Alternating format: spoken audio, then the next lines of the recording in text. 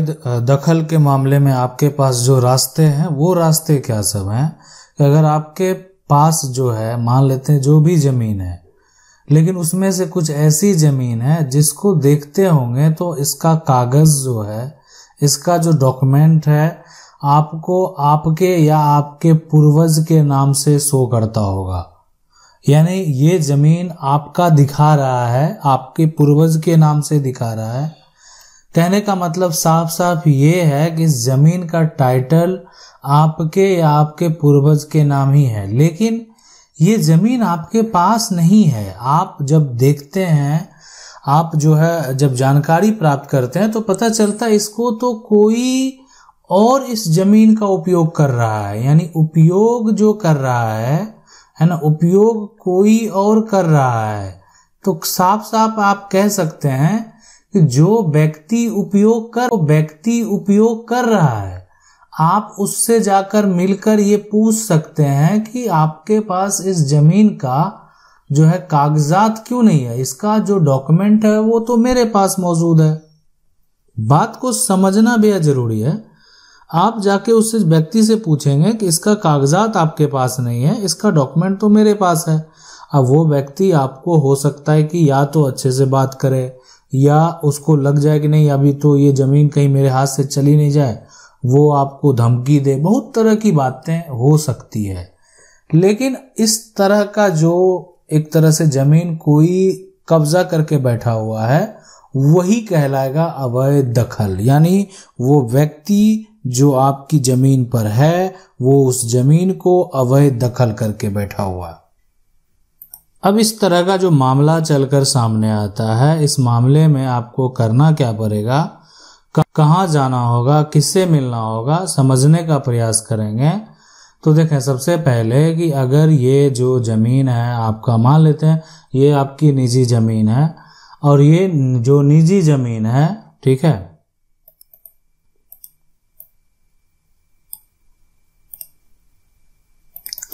अब आपको करना क्या है, सबसे पहले जो ज़मीन है ना, ज़मीन का कागजात जो है वो आपको निकाल लेना है और इस ज़मीन का एक पूर्ण जानकारी आपको प्राप्त कर लेना है, ठीक है। अब ये जो कागजात है, इस कागजात को लेकर आप एक अधिवक्ता के पास जाएंगे। यानी आपके नज़दीक में जो सिविल कोर्ट होंगे और सिविल कोर्ट के जो भी अधिवक्ता होंगे, एडवोकेट होंगे, उनके पास ये डॉक्यूमेंट लेकर आप जाएंगे, जो भी सिविल लॉयर होंगे, और उनको क्या कहेंगे आप कि ये ज़मीन पर अवैध दखल है, इस मेरे पास है, इस ज़मीन का सारा प्रूफ मेरे पास है, लेकिन इस ज़मीन पर दखल किसी और का है। अब ये जो है, अब ये डिपेंड करता है वहाँ पर कि आप जो उस पे आरोप लगाएंगे कि वो आपकी ज़मीन को दखल कल कर लिया, वो आपकी ज़मीन को दखल 2 महीना पहले किया, वो आपकी ज़मीन पर दखल 2 साल पहले किया, या वो 20 साल से दखल में है। आप अक्सर अगर देखा जाए तो संपत्ति का मालिक कतई ये बात नहीं कहता है कोर्ट में जाके कि इस ज़मीन पर कब्जा करने वाला व्यक्ति 20 साल से है, वो कभी नहीं कहेगा। इसलिए कि अगर वो ऐसा कहेगा तो कब्जा करने वाले को भी कानूनी अधिकार प्राप्त हो सकता है। इसलिए वो जाके उसको उलझा कर जो है इस तरह के आरोप लगा देता है, ये मेरी ज़मीन को जो है, हम बाहर थे 5 दिन पहले, 10 दिन पहले इस ज़मीन को अवैध तरीके से कब्जा कर लिया। और जो आपके अधिवक्ता होते हैं वो इसी बात को प्रूफ करने में लग जाते हैं। अब ये देखें कि अक्सर यही देखा जाता है कि, इसलिए देखें यहाँ पर क्या होता है कि जो भी मामले हैं, अब कोई कागजात डॉक्यूमेंट लेकर आया, उसके नाम डॉक्यूमेंट है, ज़मीन उसके दखल में नहीं है, अब वो दखल का दावा, यानी आप जो है एक तरह से जबरन दखल कर नहीं सकते हैं। अगर आप एक तरह से अपना वर्चस्व दिखाकर जो है दखल करने में सक्षम है तो आप कर सकते हैं। इसलिए कि ज़मीन का टाइटल आपके पास है तो आपकी वो संपत्ति हुई, आप उसका जो है एक तरह से दखल वापस ले सकते हैं। लेकिन अगर लंबे समय से दखल है, कोई व्यक्ति 20 साल से आपकी ज़मीन पर जो है कब्जे में है, 30 साल से है, 40 साल से है, तो इस तरह का अगर एक तरह से समय सीमा है तो उसमें थोड़ा सा आपको जो है बचना चाहिए। हाँ, अब है यहाँ पर जो कागजात लेकर जब आप एडवोकेट के पास जाएंगे तो क्या होगा कि सिविल कोर्ट से वो व्यक्ति जो कि अवैध दखल करके बैठा हुआ है उसको नोटिस भेज दिया जाएगा। ठीक है, यानी सिविल कोर्ट में केस फाइल होगा, उसके बाद क्या होगा, उसको नोटिस भेजा जाएगा और इसलिए नोटिस में साफ साफ उसको जवाब जो है उनके जो वकील होंगे उसके द्वारा मांगा जाएगा कि ये जमीन पर आपका अवैध दखल किस आधार पे है। देखें, किसी के निजी जमीन पे आप जाके, किसी के निजी मकान में जाके अगर आप जबरन एक तरह से जबरदस्ती करेंगे तो कानूनी तौर पे तो वो अपराध है। और संपत्ति पर जो है अवैध कब्जा करना भी अपराध है। उसमें जो है अगर बहुत सारे धाराएं हैं, देखें सभी धाराएं के साथ जो है अलग अलग सजा है, लेकिन आईपीसी का जो एक धारा है, ठीक है, 447, अगर उसके तहत अगर मान लेते हैं आप संपत्ति पर अगर अवैध कब्जा करेंगे तो आपको 3 माह का सजा होगा और जो है कुछ जुर्माना जो है वो भी लगाया जा सकता है। तो इसीलिए ये बहुत सारे धाराएं हैं। अब डिपेंड करता है कि किस धारा में आपका केस जो है वो किस तरह के आपके ऊपर आरोप जो है वो लगाए गए हैं। अब बहुत सारे ऐसे जो मामले होते हैं जिसमें कि धोखाधड़ी का भी मामला का जो आरोप लगाया जाता है तो उस केस में जो है यहाँ पर समस्या जो है और बढ़ जाता है। इसलिए कि कोई अगर जाली कागजात बना लिया है, धोखा कर लिया है, तो उस केस में समस्या जो है और बढ़ जाता है कि कब्जा किया और साथ में जो है जाली दस्तावेज तैयार कर लिया। ठीक है, दूसरा जो यहाँ पर केस उत्पन्न होता है उस केस में आप इसको अवैध दखल नहीं कह सकते हैं।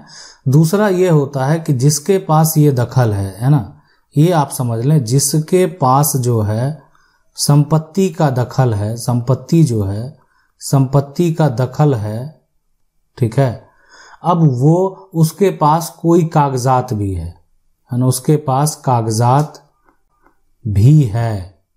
अब लेकिन आपका कहना है, जो संपत्ति के मालिक का कहना है कि ये फर्जी कागजात है, फर्जी कागजात है।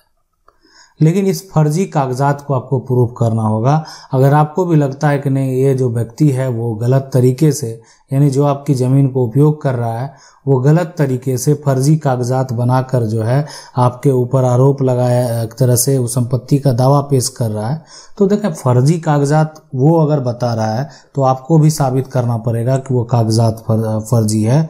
और उसके लिए भी कानून में धाराएं हैं। आईपीसी की जो धारा है वहाँ पर 406 है और 467 है और साथ में 420 जो है, तो ये सभी जो धाराएं हैं ये लगाए जाएंगे ताकि मान लेते हैं कोई जालसाजी का है, धोखाधड़ी का है, आप एक तरह से जाली डॉक्यूमेंट तैयार करने का है, जाली कागजात तैयार करने का, तो ये सभी जो आरोप लगाए जाएंगे, अगर मान लेते हैं कि जानबूझकर जो है एक तरह से सारा कार्य करना, प्री प्लानिंग के साथ सारा कार्य करना, तो ये सभी प्रकार के जो धाराएं हैं मान लेते हैं उस व्यक्ति के ऊपर लगाए जाएंगे।